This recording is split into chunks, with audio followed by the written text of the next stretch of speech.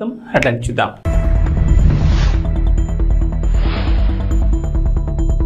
AP ప్రజలకు good news. Chandranna బీమా పథకాన్ని అమలు చేసేందుకు ప్రభుత్వం సిద్ధం.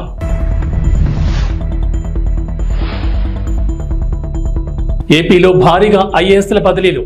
మొత్తం 19 మంది ఐఏఎస్లను బదిలీ చేస్తూ రాష్ట్ర ప్రభుత్వం నిర్ణయం.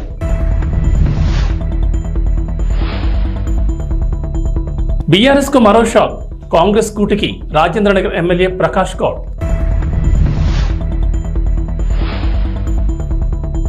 తెలంగాణలో 3 రోజుల పాటు భారీ వర్షాలు. పలు జిల్లాలకు ఎల్లో అలర్ట్ జారీ.